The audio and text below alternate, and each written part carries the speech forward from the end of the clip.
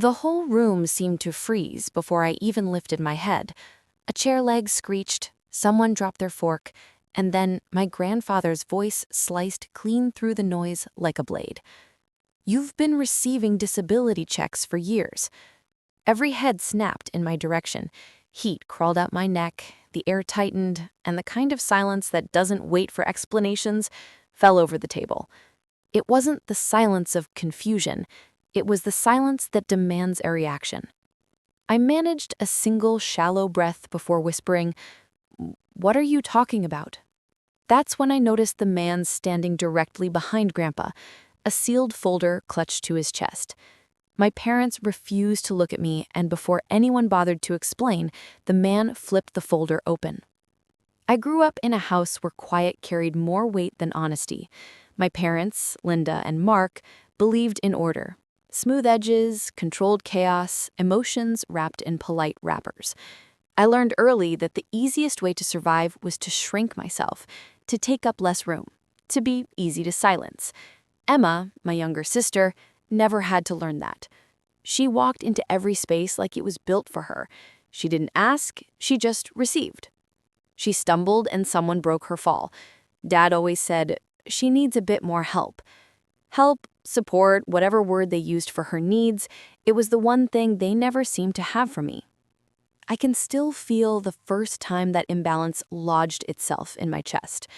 I was 12, holding a field trip form that needed $35. Mom barely glanced at it before saying, "We can't afford extras this month." 5 minutes later, Emma came bouncing into the kitchen, waving a flyer for dance lessons. Mom smiled like sunshine. "Yes, sweetheart, of course."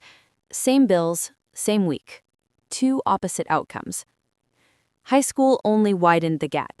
When Emma cracked her laptop, Dad ordered her a brand new one before dinner. When mine died, he told me to manage at the library. Emma got tutors, I got lectures about effort. For them, it wasn't cruelty, it was habit. A quiet truth nobody ever said aloud. Then came the injury, the slip on a freshly mopped floor during my shift. My back never recovered. I moved differently after that, slower, guarded. I saved every prescription receipt because I never knew when I'd run out. When I showed Mom the paperwork the first time, hoping she'd worry, she didn't even turn fully toward me. "You need to toughen up, Iris. Don't depend on anyone." That sentence became a rule stitched into every decision I made. Don't depend, don't ask, don't expect. College sharpened the divide even more. Emma went to a private university across town. Mom bragged about it to relatives like she'd earned the acceptance herself. I enrolled in community college and stocked warehouses at night. When my textbooks were too expensive, I dropped a course. When Emma's electives clashed with her preferred schedule, they hired a counselor to rearrange everything for her. The memory that stuck hardest came on a night when fatigue sat heavy behind my ribs. I had just walked through the door from work, my back throbbing so sharply it made me dizzy. I set a nearly empty bottle of medication on the counter beside a new prescription I couldn't fill. Mom was seasoning chicken, the kitchen glowing with the stainless steel appliances they had purchased months earlier. I asked her softly if she could help me cover the refill. She didn't turn around. "You're stronger than this, Iris. Stop exaggerating." I stood under the dim ceiling light, holding a bottle that rattled, mostly empty. That was the moment the truth settled. Pain didn't matter. Effort didn't matter. Only the family hierarchy mattered, and I had never been near the top. Now, back at the table, surrounded by relatives I barely saw, everything felt smaller than before. The lighting was warm, but the atmosphere wasn't. Linda and Mark sat at the center of the table, angled toward everyone except me. Emma practically leaned into Mom's shoulder, whispering something that made them laugh softly. Watching them, I realized I'd never had that ease, that rootedness, that belonging. Grandpa sat at the far end, stiff, his gaze flicking between me and the man holding the folder, as if he were piecing together a puzzle he hoped wasn't real. The man wasn't family. Anyone could see that. His stance was too formal, his presence too deliberate. Later, I'd learn he was an auditor Grandpa had hired to sort out financial inconsistencies. But right then, All I knew was that his being there made my heartbeat slow to a painful crawl. Dinner limped on. Light chatter, compliments about the casserole, Emma rambling about another beach trip, my parents nodding like they personally paved the road to every comfort she had. I kept my hands folded in my lap, fingers intertwined so they wouldn't tremble. Grandpa didn't even pick up his fork. He waited, watching me with a look I couldn't read. Then he said it again, repeating the same line in a steadier voice. "You've been receiving disability checks for years." This time he didn't raise his tone. The calmness made the statement hit harder. Conversations halted again. A cousin stared at me like she was trying to make the pieces fit. Emma looked irritated that attention had shifted away from her. Something heavy settled inside me. Not panic, not outrage, but a sinking awareness that everyone at that table knew something I didn't. I whispered again, softer this time. "What do you mean?" Mom's fingers froze around her napkin. Dad stared at his plate like he could disappear into it. No one answered. Not one person. The man with the folder stepped forward, just one step. But it was enough. Enough to confirm everything inside me. Whatever was happening wasn't an error. It was intentional. I pushed my chair back and murmured that I needed a moment. No one tried to follow me. No one asked me to wait. And strangely, that lack of concern hurt more than Grandpa's accusation.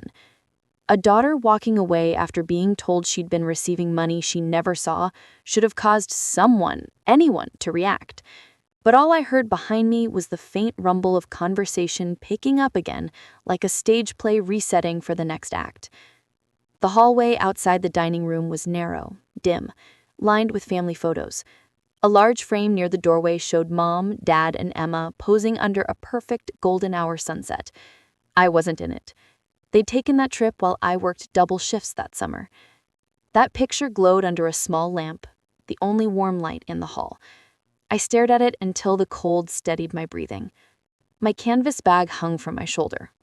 Inside were receipts for co-pays, a prescription bottle with 2 pills left, and the tiny notebook I tracked every medical expense. I used to think keeping those logs made me responsible. Now they felt like evidence, proof of how much I scraped by while money meant for me was being siphoned elsewhere. I walked into the bathroom across the hall. The mirror reflected a dim version of me. My expression was calm, too calm, like someone waiting for the next instruction. I sat on the closed toilet lid and opened my notebook, flipping through pages covered in dates, numbers, calculation after calculation. Rent, medication, groceries, bus fare, clinic fees. All the invisible costs of staying afloat. I skimmed memories of nights I skipped meals so my pills would last longer. All that sacrifice, all while my parents remodeled bathrooms and paid for MS trips and bragged about how she deserved the best. I took out my phone. No missed calls, no texts. Nothing asking if I was okay or if I wanted to talk. Predictable. I opened my banking app. My balance blinked back, tiny, honest, consistent. I scrolled through every deposit for the past year. Nothing unusual. No unexplained payments, no hidden benefits, no sign of the disability money Grandpa mentioned. A cold, clean clarity slid through me. Not anger, not panic, just understanding. I drafted an email to the benefits office. "Hello. I'm requesting a complete record of disability payments issued under my name. Please also verify all addresses associated with my file. Thank you." No emotion, no theatrics, just the question I should have asked a decade ago. When I returned to the dining room, I didn't sit down. I stood at the doorway, watching. Grandpa was still at his end of the table, arms folded, eyes sharp. The auditor, Stevens, as I'd later learn, remained standing too, the folder still closed. My parents acted like none of it involved them. Emma tapped on her phone, uninterested. I could have confronted them, could have asked why they used money intended for my medical care, why they let me scrape and struggle while they funded vacations and renovations, why they told relatives I refused to help myself. But confrontation had never been my language. Silence had always been my shield. Now, it could be my weapon. I picked up my coat. Grandpa noticed the movement. His eyes softened, not pity, but recognition. He knew I wasn't walking away to hide. I was walking away to dismantle something. Outside, the air was cold enough to sting, thin and sharp. I walked down the driveway, gravel crunching under my feet. Streetlights lined the road like centuries. I stood beneath one and opened my bag, pulling out the small stack of receipts. Years of survival, not 1 cent of it, supplemented by the payment I apparently received. The wind lifted the corners of the paper. I held them tighter. When I got home to my apartment in Seattle later that night, the hallway light flickered the way it always did. I didn't turn it off. I spread everything on the floor: receipts, medical bills, letters, my notebook. I sat cross-legged in silence, letting the hum of the refrigerator fill the room. Then I began assembling, categorizing, cross-checking. I didn't need to know why my parents did what they did. I needed only the facts. Facts didn't waver. Facts didn't lie. Facts didn't love one child more than another. I created a spreadsheet on my laptop, filling cells with numbers, dates, diagnosis. I added a column for estimated disability support I should have received. When I looked up the approximate monthly amount and multiplied it by 10 years, I felt nothing. Not anger, not shock, just the weight of truth settling into place. Hour by hour, this spreadsheet grew, a quiet blueprint, a map of a life lived without the help that had been meant for me. Around midnight, my email chimed. The benefits office had acknowledged my request. I stared at the screen, then at the scattered papers around me. I exhaled, slowly. This time, I whispered to the empty room, "I won't fix what they've broken." When I returned to my parents' house the next day, the driveway was already full. Cars lined the curb like someone was hosting a celebration, not waiting for a truth to detonate. I stood at the edge of the walkway for a moment, letting the winter air settle over me. My breath rose in thin white strands before disappearing. That part felt fitting. Inside, the dining room looked exactly the same as it had the night before. Same warm light, same long table, same arrangement with my parents, Linda and Mark seated in the center as if they were the hosts of something grand. My younger sister, Emma, sat next to Mom, chin in hand, scrolling on her phone. Grandpa remained at the far end, posture straight, eyes sharp, and the man he'd brought, the auditor, named Stevens, stood behind him again, folder still closed. No one greeted me. Not unusual. Stevens glanced at me with a subtle nod. Grandpa's jaw tightened. A silent signal between us that today wouldn't be like last night. "Let's get this done," Grandpa said. His voice was steady, formal, stripped of the warmth he usually carried. It wasn't anger, it was authority, the kind I hadn't seen him use in years. Mom shifted in her seat. "Dad, can we not do this right now? Iris is clearly—" He raised one hand. She went silent. "This isn't about Iris," he said. "This is about what was taken from her." Mark cleared his throat, trying to sound calm. "We didn't take anything. There's been a misunderstanding." Stephen stepped forward. No introduction, no preamble. He opened the folder. The sound it made, paper sliding against paper, cut cleaner than any accusation. Inside were neatly stacked documents arranged by year, 10 years' worth. He placed the first sheet on the table, a monthly payment column, under my name, under an address, my parents' address. He placed another sheet, another year, same pattern, same deposit, same signature, my mother's. Stevens tapped a line on the page with the end of his pen. These payments were issued to support Iris's medical condition. Every deposit was rerouted to this household instead of her residence. Mom's face drained of color. Emma stopped scrolling. Dad leaned back, arms crossed, tight as if bracing for impact. "We use that money for the family," he muttered. "For your vacations?" Stevens asked quietly. "For the remodel? For the SUV you purchased 5 years ago?" Mom blinked fast. "We had expenses and the school wasn't cheap." The room pressed in on itself. I didn't speak. I didn't need to. Every number on those pages spoke for me louder than I ever had the chance to. Stevens closed the folder. "The accounts linked to these deposits will be frozen pending investigation. Iris will be contacted directly regarding restitution." Mom's breath hitched. A small, sharp sound. Dad's shoulders slumped. Grandpa turned to me. "You don't have to stay here," he said. "You don't owe them anything." I nodded once. Not to him, to myself.